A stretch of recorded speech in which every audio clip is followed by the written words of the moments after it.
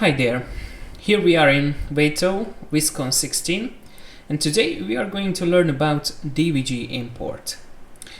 Let's open quickly a new project with the default settings. Click OK, and here we have our foundation. Now, on top of this foundation, you can easily import your own DWG file by clicking on the top of the bar here on the File tab and on the Import. Now you have all the options for importing. Right now we need the DXF/DWG option.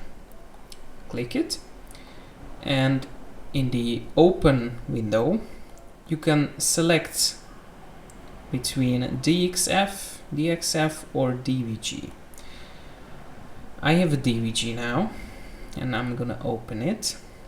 Should circles be interpreted in 3D mode? Yes, of course, thank you.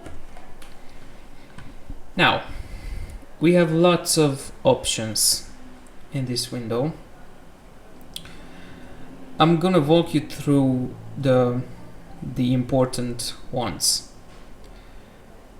Number one thing is the unit selection. My DWG was created with centimeters as units, so I'm selecting here centimeters. With fonts, I'm using Arial Narrow 10 or maybe 12, I don't know, something like it. One of the most useful features of this import is import 3D text.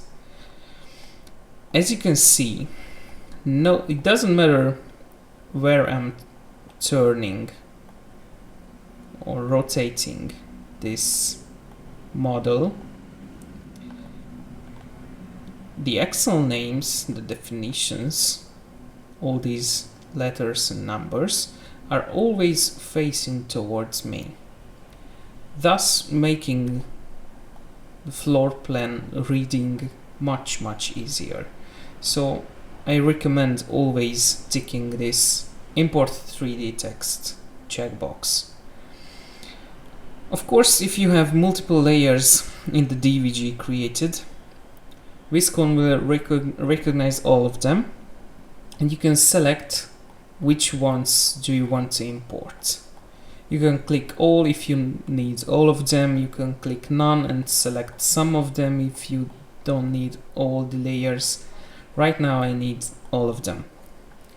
You can use additional offset, of course, and you can paste here the coordinates where you want to, if you know the exact place you want to place this floor plan.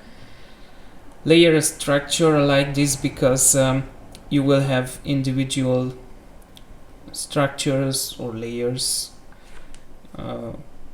in the model, and you will be able to hide or show every one of them individually. This is useful also. Now I have the resizing factor as 100, but we will see if it's okay or not. I'm choosing a reference length, which I know the exact measurement of. I know that this column should be 25 by 25 centimeters, and right now the true length is 2500 centimeters. That's because our resizing factor is 100.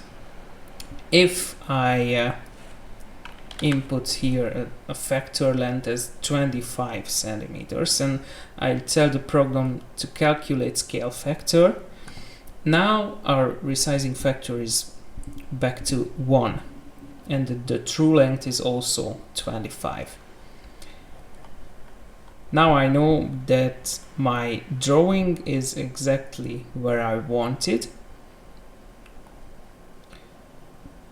The only thing that remains is to click OK and hope that everything is all right. I think this is okay. Let's measure it. Yes, this is exactly 25 centimeters. Now, we don't see these letters and numbers we were talking about, but if you press F2 on your keyboard, or maybe if you